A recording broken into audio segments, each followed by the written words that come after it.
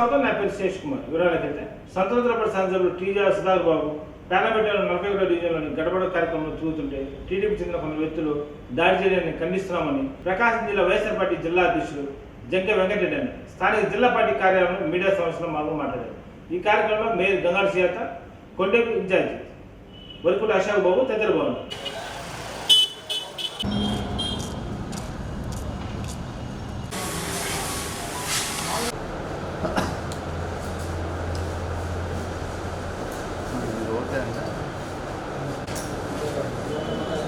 పత్రికేయులకు media వారందరికీ కూడా నమస్కారాలు.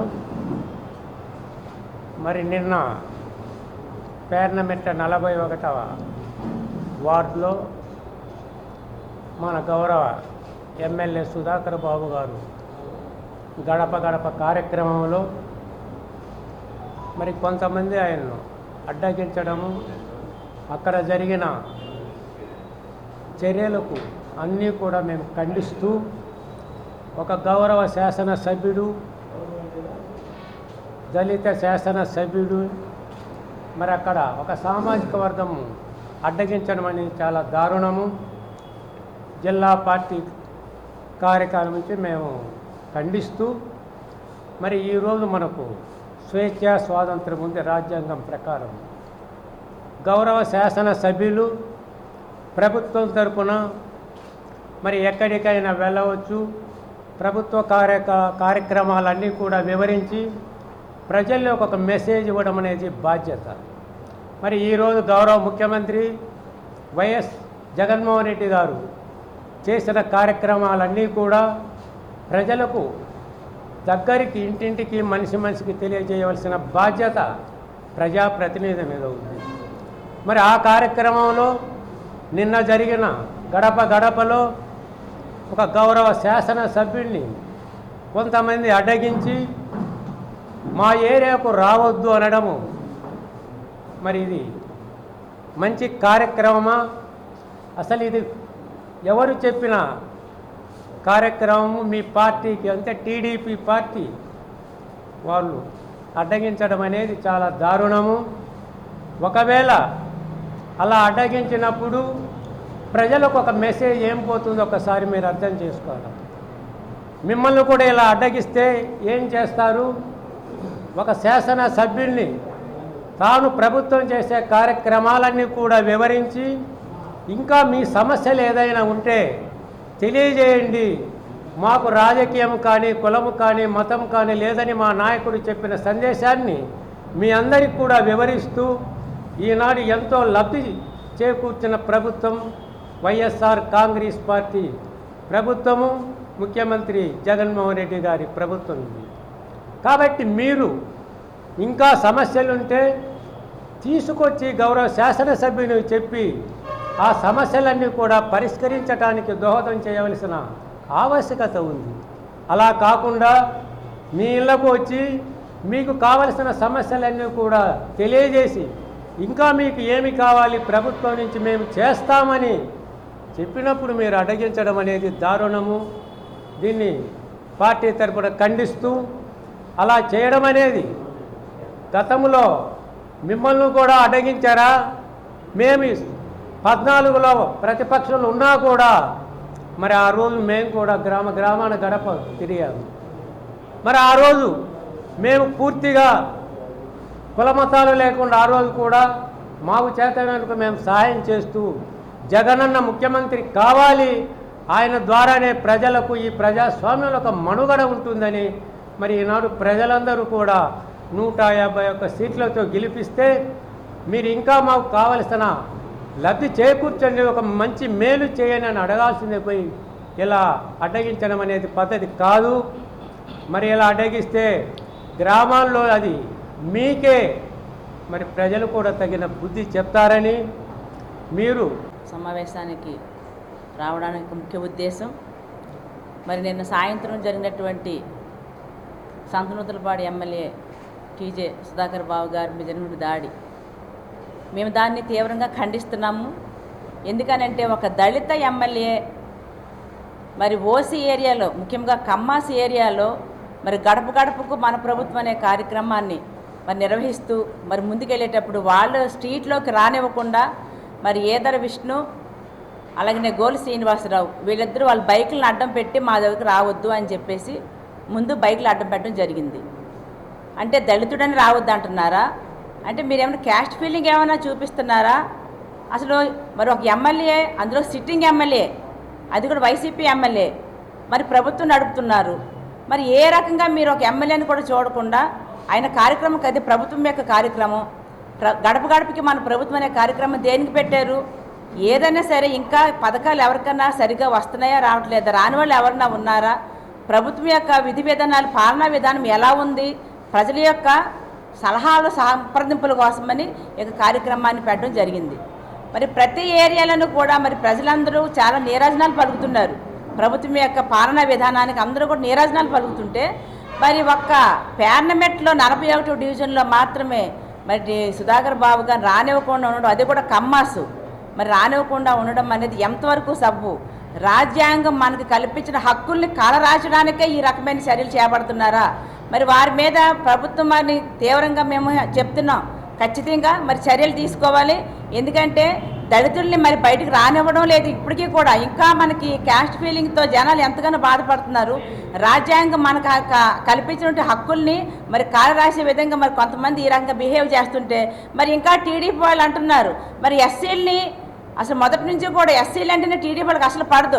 వాళ్ళ గత ప్రభుత్వంలో ఉన్నప్పుడు చంద్రబాబు నాయుడు దగ్గర నుంచి వాళ్ళ ఎమ్మెల్యేల దగ్గర నుంచి అందరూ కూడా మొదటి నుంచి మరి ఎస్సీలు అంటే వాడు కడుపుమంట, ఎస్సీలకి మరి రాజ్యాధికారం రాకూడదని చెప్పేసి చింతమనేని ప్రభాకర్ కూడా మాట్లాడి మనం చూసాము. అలాగనే మరి అది అప్పట్లో చంద్రబాబు నాయుడు కూడా ఎస్సీలుగా పుట్టాలని ఎవరిని కోరుకుంటారని చెప్పి చంద్రబాబు నాయుడు కూడా ఆ రోజులు అంటే మనం అందరం విన్నాము, చూసాము. అంటే ఇప్పుడు ఒక ఎస్సీ ఎమ్మెల్యే అక్కడ రావడం అనేది, ఒక దళిత ఎమ్మెల్యే అక్కడ రావడం అనేది, వాళ్ళు నిరసించడం అనేది ఎంతవరకు సబబు అనే దాన్ని మేము మరి పోలీసు వారి మీద తీవ్రంగా మరి హెచ్చరిస్తున్నాము. ఖచ్చితంగా వారి మీద మరి చర్యలు తీసుకోవాలి. అంతేకాకుండా అక్కడ మరి కార్పొరేటర్లు కూడా, ఎస్సీ కార్పొరేటర్ ఉన్నారు, దళిత కార్పొరేటర్లు, మరి చంద్రయ్య మళ్ళీ మస్తాన్ రావు, మరి వాళ్ళు కూడా అడ్డగించి వాళ్ళ షర్ట్లు కూడా చింపేసి లాగి పీకి తోసుకోవడం కూడా మనకు అందరికీ తెలిసిన విషయమే. వాళ్ళు కూడా మరి కంప్లైంట్ ఇవ్వడం కూడా జరిగింది. కాబట్టి మేము ఈ మీడియా ముఖంగా తీవ్రంగా ఖండిస్తున్నాం. వెళ్ళి సేవలో పాల్గొనడానికి వెళ్తే కొంతమంది దుండగులు తెలుగుదేశం యొక్క గూండాలనే చెప్పాలి, వాళ్ళు మోటార్ సైకిల్ అడ్డుపెట్టి మా డివిజన్లోకి రావద్దు, మా ఏరియాకి రావద్దు అని చెప్పేసి ఆయన్ని అడ్డగించడం, అది ఏ ఎమ్మెల్యేనైనా ఏ ప్రభుత్వ అధికారులనైనా కానీ ఇలా చేయడం అనేది దాన్ని చాలా తీవ్రంగా ఖండిస్తూ ఉన్నాం. ఇది తెలుగుదేశం ఒక పథకం ప్రకారంగా చేస్తూ ఉంది. చంద్రబాబు నాయుడు గారు ఒక పథకం ప్రకారంగా, వైఎస్ఆర్ కాంగ్రెస్ పార్టీ బలంగా ఉంది. ఎప్పుడైతే జన్మభూమి కమిటీలకి ఎదురుగా వాలంటీర్ వ్యవస్థ, సచివాలయ వ్యవస్థ పెట్టారో, దీని ద్వారా పేద ప్రజలందరికీ సంక్షేమ పథకాలు బాగా అందుతున్నాయి.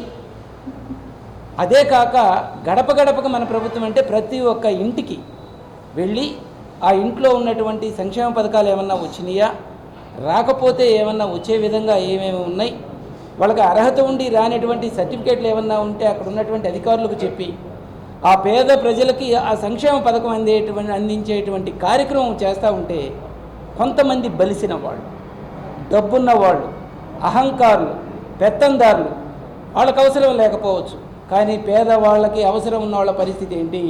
రాష్ట్రంలో సర్పంచ్ సమస్యలపై ఈ నెల 10వ తేదీన జిల్లా కలెక్టరేట్ కార్యాలయం వద్ద నిరసన కార్యక్రమం చేపట్టడం జరుగుతుందని ప్రకాశం జిల్లా బీజేపీ పార్టీ జిల్లా అధ్యక్షుడు పివి శివారెడ్డి తెలిపారు. స్థానిక జిల్లా పార్టీ కార్యాలయంలో మీడియా సమస్యల పాల్గొని మాట్లాడారు. ఈ కార్యక్రమంలో మాజీ అధ్యక్షుడు PV Sivareddy, BJP Ongole assembly convener Yoga Yadav, Shivaji Yadav, Konchala Venkata Siva, Seggam Seenu తదితరులు బాగున్నారు.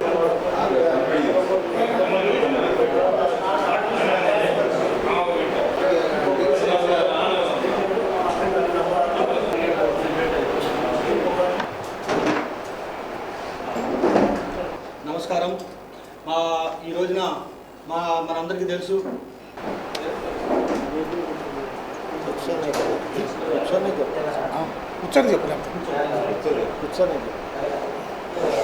సర్పంచులకు సంబంధించినటువంటి నిధుల్ని పక్కదారి మళ్లించేటటువంటి పరిస్థితి.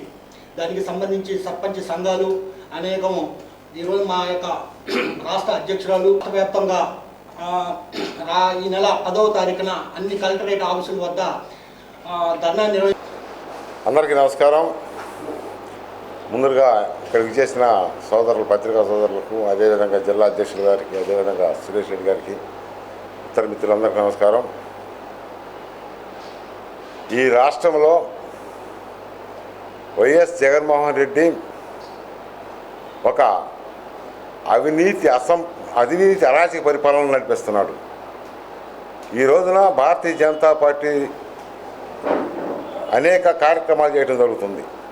ప్రధానంగా కేంద్ర ప్రభుత్వం పంపించినట్టు మరి డైరెక్ట్గా కేంద్ర ప్రభుత్వం పంచాయతీ సర్పంచులకు నిధులు పంపిస్తుంటే వాళ్ళకి చెందవలసిన డబ్బుల్ని మరి ఇతర వాటికి మళ్ళిస్తూ కాకుండా అదేవిధంగా అనేక మంది కాంట్రాక్టర్లకు వర్కులు చేసినటువంటి సర్పంచులు అనేక మందికి ఈరోజు కూడా ₹1 కూడా ఈ జగన్మోహన్ రెడ్డి ప్రభుత్వం చెల్లించలేదు.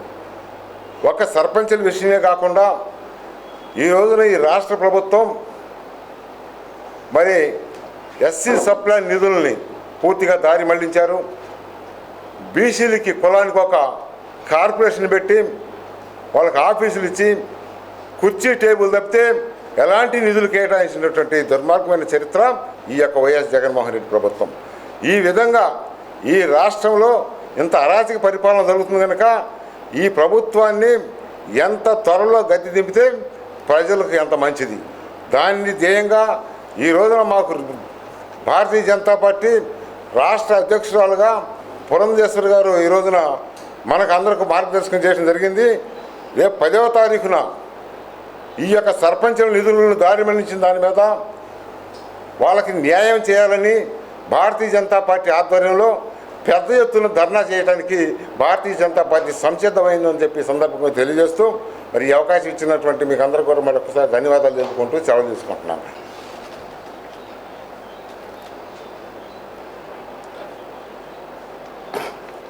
సోదరులారా, ఈరోజు ఈ పత్రికా సమావేశానికి జిల్లా పార్టీ ఆఫీసులో ఈ సమావేశం ఎందుకు ఏర్పాటు చేయడం అయింది, దీనికి గల కారణాలు ఈ సందర్భంగా మీ అందరి దృష్టికి తేవాలని ఈ పత్రికా సమావేశం ఏర్పాటు చేయడం అయింది. గౌరవనీయులు భారతీయ జనతా పార్టీ రాష్ట్ర అధ్యక్షులు శ్రీమతి పురంధేశ్వరి గారి సారథ్యంలో భారతీయ జనతా పార్టీ చాలా స్పీడ్గా రాష్ట్రంలో ప్రయాణిస్తూ ఉంది. అలాంటి పరిస్థితుల్లో అన్ని వర్గాల ప్రజలకి చేరువయ్యే విధంగా, అలాగే ఈ రాష్ట్ర సమస్య సర్పంచుల సమస్య, ఈ సర్పంచులకు సంబంధించినటువంటి రాష్ట్రానికి సంబంధించిన అధ్యక్షులు, అలాగే సర్పంచులకు సంబంధించిన జిల్లా అధ్యక్షులు, వీళ్ళందరితో ఇటీవల భారతీయ జనతా పార్టీ కార్యాలయాన్ని సందర్శించి శ్రీమతి పురంధేశ్వరి గారికి అభ్యర్థించడం జరిగింది. అమ్మా, మేము గ్రామంలో ఒక సర్పంచ్గా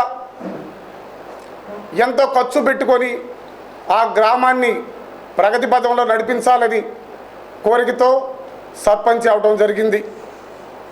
గ్రామ పెద్దగా 10 మంది చెప్పుకునే విధంగా ఆ గ్రామంలో ఉంటూ వచ్చాం గతంలోంచి. కానీ ఎంతో ఖర్చు పెట్టుకొని సర్పంచులుగా అయ్యాం. కానీ మాకు ఈ వైసీపీ ప్రభుత్వం వచ్చిన తర్వాత గత 4 సంవత్సరాల నుంచి మాకు ఏ ఆలనా పాలన లేదు, కనీసం విలువలు లేవు. కనీసం కేంద్రం నుంచి 988 కోట్ల రూపాయలు సర్పంచ్ నిధులు వస్తే దాన్ని వేరే రూట్కి దారి మళ్లించినటువంటి పరిస్థితి ఏర్పడుతుంది. అలాగే సచివాలయాలు కానీ, ఆ కరెంటు బిల్లులు కానీ సర్పంచ్ నిధుల నుంచి వెళ్ళాలి. అలాగే ఎన్నో సమస్యలు, మాకున్నటువంటి సమస్యలు మేము ఎదుర్కొంటున్నాం. మీరు దయచేసి మా అందున మేము కోరడం ఏంటంటే మాకు మీ ఆధ్వర్యంలో ఒక సపోర్ట్గా ఇచ్చేసి మమ్మల్ని రాష్ట్ర వైసీపీ గవర్నమెంట్కి తెలిసే విధంగా చేయండి అని రిక్వెస్ట్ చేయడం జరిగింది. మేడం గారు దాంతో వాళ్ళందరితోటి మీటింగ్ అయిపోయిన తర్వాత భారతీయ జనతా పార్టీ రాష్ట్ర ఆధ్వర్యంలో ప్రతి జిల్లాలో కలెక్టరేట్ ఎదుర 5,000 మందితోటి ధర్నా కార్యక్రమం రేపు 10వ తారీఖున ధర్నా కార్యక్రమం నిర్వహించడం జరుగుతుంది. ఈరోజు మనం చూస్తూ ఉన్నాం, వైసీపీ ప్రభుత్వం అధికారంలోకి వచ్చి ఈ 4 సంవత్సరాలు దాటిన తర్వాత రాష్ట్రం మొత్తం కూడా అప్పుల ఆంధ్రప్రదేశ్గా మారింది. ఏదైతే గతంలో వారు పాదయాత్ర చేసేటప్పుడు ఇచ్చిన హామీలను తుంగలో తొక్కి రాష్ట్రాన్ని అంటే తిరోగమనంలో తీసుకెళ్ళడం జరుగుతూ ఉంది. ఈరోజు మనం చూస్తూ ఉన్నాం, ప్రతి ఒక్క దాంట్లో కూడా అవినీతి, ప్రతి ఒక్క వైసీపీ నాయకులు కూడా ఈ అవినీతి రొచ్చులో మునిగిపోయి ఉన్నారు. ఈరోజు మనం చూస్తున్నాం, కేంద్రం నుంచి వచ్చినటువంటి ప్రతి రూపాయిని కూడా వారు పక్కదారి మళ్లించి వేరే దానికంటే వారి సొంత పథకాలకు ఉపయోగించుకుంటూ ఈరోజు అందరిని కూడా అధోపదం తొక్కుతూ ఉన్నారు. మనం చూసాం, దాదాపుగా ఒక 1,800 కోట్ల రూపాయలు అంటే డ్రిప్ ఇరిగేషన్ కింద రైతులకు మంజూరు చేస్తే అవి వేరే దానికి మళ్లించి ఈరోజు రైతులకి డ్రిప్ లేని పరిస్థితి. గతంలో చూసినట్లయితే భారతీయ జనతా పార్టీ జిల్లా అధ్యక్షులు అలాగే జిల్లా ఇన్ఛార్జ్ ఇక్కడ ఉన్నటువంటి భారతీయ జనతా పార్టీ నాయకులకు ఈ యొక్క పత్రికా సమావేశానికి వచ్చినటువంటి పాత్రికేయ మిత్రులందరికీ కూడా హృదయపూర్వకంగా నమస్కారాలు. భారతీయ జనతా పార్టీ రాష్ట్ర నూతన అధ్యక్షురాలుగా ఎన్నికైన తర్వాత పురంధేశ్వరి గారు గ్రామ స్వరాజ్యం ఏదైతే మహాత్మా గాంధీ ఆశయం ఉందో ఆశయం నెరవేర్చాలని చెప్పి నరేంద్ర మోడీ గారు గ్రామానికే సర్పంచ్ అకౌంట్కే డైరెక్ట్గా నిధులు పంపించాలని ఏదైతే ఆశయంతో అమలు చేశారో ఆ అమలుకు రాష్ట్ర ప్రభుత్వం తూట్లు పొడుస్తున్న దాన్ని వ్యతిరేకంగా 10వ తేదీన రాష్ట్ర వ్యాప్తంగా అన్ని జిల్లా కేంద్రాల్లో 5,000 మందితోటి నిరసన కార్యక్రమం చేపట్టాలని చెప్పి నిర్ణయించడం మనమందరం కూడా స్వాగతించదగ్గ విషయం. మనందరికీ తెలిసి ఈరోజు గ్రామాలకు ఆదాయం ఒక కేంద్ర ప్రభుత్వం ఇచ్చేటటువంటి 14th, 15th ఫైనాన్స్ కమిషన్ డబ్బులు మాత్రమే మనకు కనబడుతూ ఉన్నాయి. ఆ డబ్బులు కూడా ఈరోజు లాక్కుండే పరిస్థితి. ఆంధ్రప్రదేశ్ 139 బీసీ కులాల జేఏసీ రాష్ట్ర మహిళా అధ్యక్షురాలుగా గొడుగు మనీషాను నియమిస్తున్నట్టు జేఏసీ కన్వీనర్ మినివి శ్రీనివాసరావు తెలిపారు. స్థానిక జేఏసీ కార్యాలయంలో మీడియా సమావేశంలో పాల్గొని మాట్లాడారు. ఈ సందర్భంగా మనీషాకు నియామ పత్రాన్ని అందజేశారు.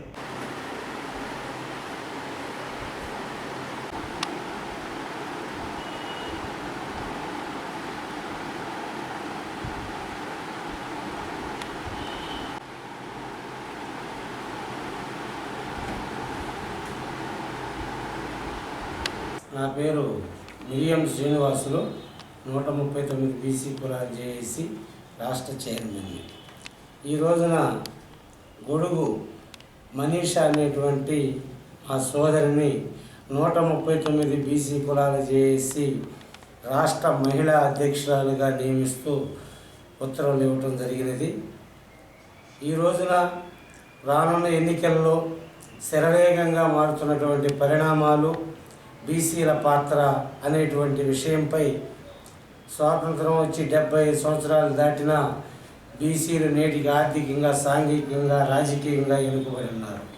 అయితే నేడు కొన్ని అనూహ్యంగా కొత్త పార్టీలు నిర్మాణం చేయడం జరిగింది.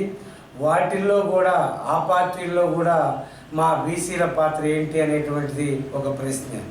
అదేవిధంగా మేము ప్రధానంగా ఈ బీసీలు అభివృద్ధి చెందాలి రాజకీయంగా అంటే కులగణనతో పాటు జనగణన జరపాలి అనేటువంటిది మేము డిమాండ్ చేస్తున్నాం. ఇది కేంద్ర ప్రభుత్వం చేతిలో ఉంది. ఈ కేంద్ర ప్రభుత్వాన్ని అన్ని రాజకీయ పార్టీలు, అధికార ప్రతిపక్ష పార్టీలు అన్నీ కూడాను డిమాండ్ చేస్తే తప్ప దీని పరిష్కార మార్గం లేదు. దానిలో భాగంగా మా మహిళా అధ్యక్షురాలు గారు తన శక్తి కొలది బీసీల అభివృద్ధి కోసం, అందులో మహిళలకు చట్టసభల్లో వారి యొక్క జనాభా దామాషా ప్రకారం వారి యొక్క హక్కుల కోసం ఉద్యమించేదానికోసంగా ఒక చిన్న వయసులోనే ఒక బాధ్యత తీసుకొని నేను మన బీసీల అభివృద్ధి కొరకు నా శక్తి కొలతో నేను పనిచేస్తానని చెప్పేసి అడగటం జరిగింది. ఆ క్రమంలో వారికి మేము ఈ రోజున నియామక పత్రం అందజేయటం జరిగింది. రానున్న ఎన్నికలలో బీసీల పాత్ర అనేటువంటి అంశంపై ఒక నెల రోజుల్లో ఒంగోలులో బీసీల ప్లేనరీని ఏర్పాటు చేయదలుచుకున్నాం. అన్ని రాజకీయ పార్టీల్లో ఉన్నటువంటి వారిని ఆహ్వానిస్తాం. అన్ని రాజకీయ పార్టీల్లో ఉన్నటువంటి వారు బీసీలు ఈ ప్లేనరీకి హాజరవ్వాలని, ప్లేనరీలో కొన్ని కీలకమైనటువంటి నిర్ణయాలు తీసుకునే అవకాశం ఉంది. మీ 139 బీసీ కులాల జేఏసీ ఏ రాజకీయ పార్టీకి అనుబంధం కాదు. ఏ రాజకీయ పార్టీ అయితే బీసీలకు అధిక ప్రాధాన్యత ఇస్తుందో ఆ పార్టీ అంటే నడుస్తాము తప్ప మేము ఎవరికి అనుబంధం కాదు అనేటువంటి తెలియజేస్తున్నాం. ముందుగా అందరికీ నమస్కారం. నా పేరు గొడుగు మనీషా. ఈరోజు మిరియం శ్రీనివాసులు గారికి నా హృదయపూర్వకంగా నమస్కారాలు తెలియజేసుకుంటున్నాను. బీసీ రాష్ట్ర మహిళా అధ్యక్షురాలిగా జేఏసీ తరపున నన్ను నియమించి ఈరోజు ఈ పత్రికను నాకు అందజేసినందుకు ఇక నుండి బీసీల కోసం నా వల్ల అయినంత పూర్తి మహాశక్తితో నేను ప్రయత్నించి అభివృద్ధి చేయడానికి సాధన చేస్తానని. చదువు మొడుగు మహేష్ అనే అమ్మాయిని మా సోదరిని నియమించడం చాలా శుభపరిణామం. చదువుకొని చిన్న వయసులో కూడా బీసీల కోసం మంచి సేవ చేస్తానని చెప్పేసి, పోరాటం చేస్తానని చెప్పేసి ముందుకు రావడం కూడా చాలా మంచి పరిణామం. ఆమెకి ఇంకా మేమందరం కూడా సహకరిస్తాం. అన్ని గ్రామాల్లో మండలాల్లో కూడా బీసీ కమిటీలు వేసి ఆమె అన్ని విధాలు కూడా సహకరిస్తాం.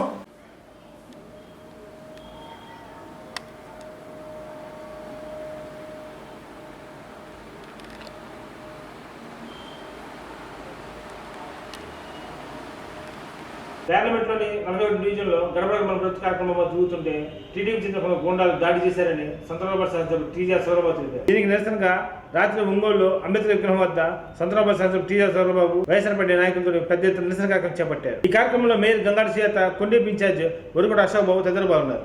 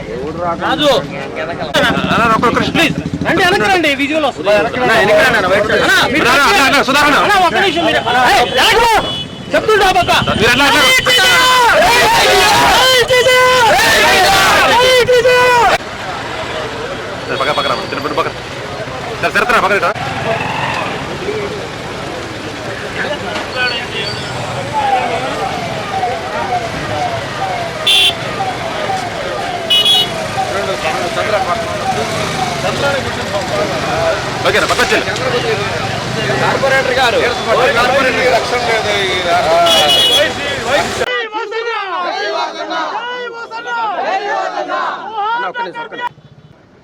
ఇంకా వాళ్ళ మీద చట్టపరమైన చర్యలు తీసుకోవాలి. రేపు ఎస్పీ గారిని కలుస్తాను. తదుపరి నేను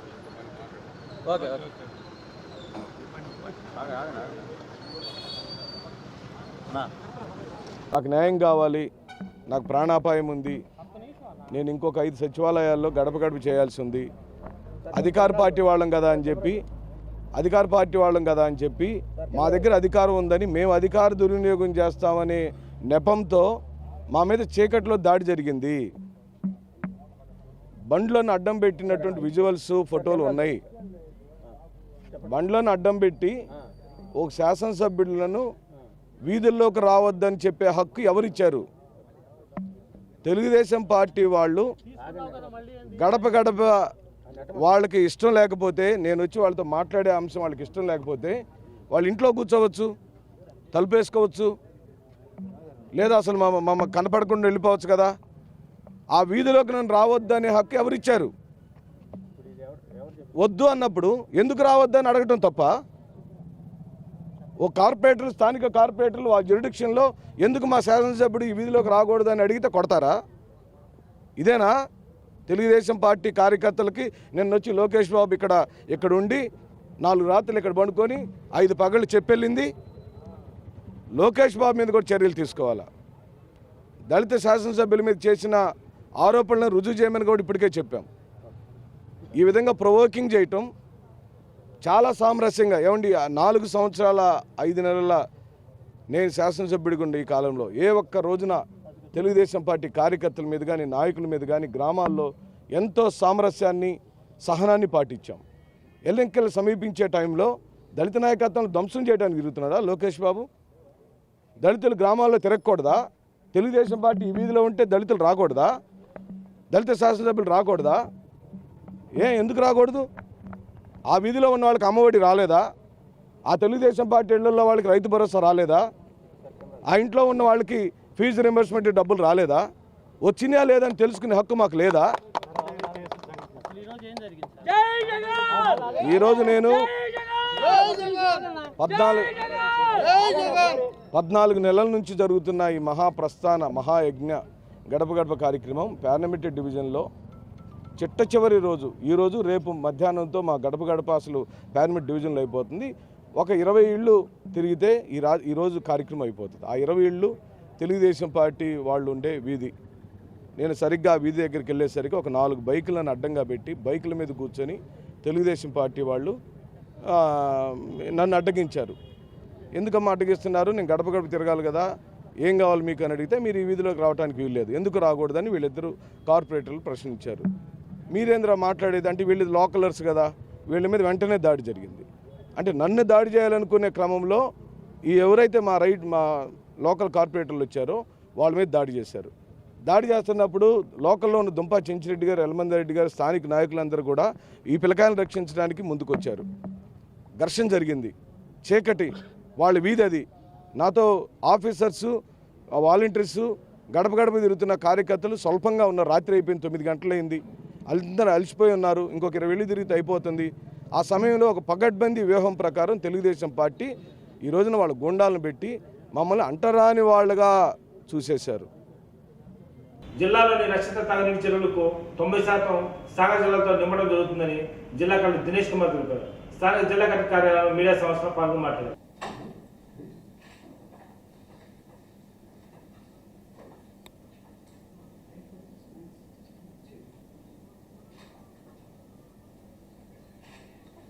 సాగర్ వాటర్లో మనం ఈ సంవత్సరాలను చూస్తే మనకి ఇంకా అల్మాటి డ్యామ్ కానీ ఆర్ శ్రీశైలం కానీ ఆర్ మనకు ఉంటున్న ఎన్ఎస్పి నాగార్జున సాగర్ ప్రాజెక్టులు కానీ ఈ సరియైన మనకి కావాల్సిన నీళ్లు లేని వలన ఈ సాగుకి ఈ సంవత్సరాల్లో రైతులకి నీళ్లు ఇవ్వలేకపోయాము.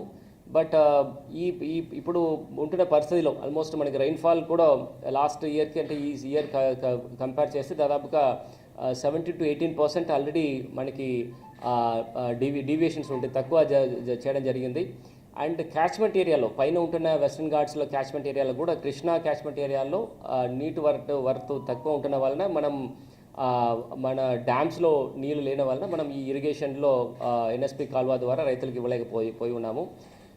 ఈ ఇష్యూ మనం ముందే గుర్తింపు చేసుకొని ఎస్పెషల్లీ ప్రకాశం జిల్లాలో దాదాపుగా 523 హ్యాబిటేషన్స్ అన్నీ కూడా టోటలీ అంటే depleted ground water depleted habitations and ground water కానీ ఆర్ టోటలీ ట్యాంకర్ ద్వారా చేయవలసిన పరిస్థితి ఉంటున్న హ్యాబిటేషన్స్ గుర్తింపు చేసి ముఖ్యంగా ఈ ఎర్రగొండపాలెం, దర్శి నియోజకవర్గంలో అండ్ మార్కాపూర్ ఈ 3 నియోజకవర్గంలో ఉంటున్న ఈ ముఖ్యమైన విలేజెస్కి అన్నీ కూడా ఈ సాగర్ కాలువ ద్వారా వచ్చిన నీటు ద్వారా మన సిపిడబ్ల్యూ స్కీమ్ ద్వారా ఈ ఏరియాస్లో మనం వాళ్ళకి నీరు అందించడం జరిగింది. ఈసారి ఎన్ఎస్పి వాటర్ రాలేని వలన ముందే గవర్నమెంట్కి రాయడం జరిగింది దాదాపుగా 2 నెలలకి ముందే. విత్ చాలా డిఫికల్టీ ముఖ్యమంత్రి గారు ఇంటర్వ్యూన్ చేసిన తర్వాత తెలంగాణ అండ్ ఆంధ్రప్రదేశ్ ఈ కృష్ణా వాటర్ బోర్డు కూర్చొని ఒక 5 TMCలు specially for drinking water purpose కోసం రిలీజ్ చేయడం జరిగింది. దాంట్లో 1.8 టీఎంసీ మన ప్రకాశం డిస్టిక్ని అలాట్ చేయడం జరిగింది. దీంట్లో దాదాపుగా ఒక 38 సిపిడబ్ల్యూ స్కీమ్లో ఉంటున్న సిపిడబ్ల్యూ స్కీమ్కి వాటర్ చేయడం జరిగింది. ఈ మంత్ ఆఖరి వరకు 31st వరకు నిన్న వరకు వాటర్ ఇవ్వడం జరిగింది. మనం 90% ఆఫ్ ఆల్ దిస్ ట్యాంక్స్లో కూడా ఒక వార్ ఫుటింగ్ లెవెల్లో revenue, MROs, MPDOs, RWS department వాళ్ళు సహకారంలో మనకు ఉంటున్న ఆల్ సిపిడబ్ల్యూఎస్ ట్యాంక్స్లో ఈ సాగర్ కాల్వ ద్వారా నీరు నింపడం జరిగింది. దానివల్ల అట్లీస్ట్ అక్టోబర్ ఆఖరి వరకు మనకి అట్లీస్ట్ ఈ డ్రింకింగ్ వాటర్ వరకు మనకి ఇబ్బంది లేకుండా చేయడానికి ఏర్పాటు చేయడం జరిగింది. యువత సంస్థ నమస్కారం.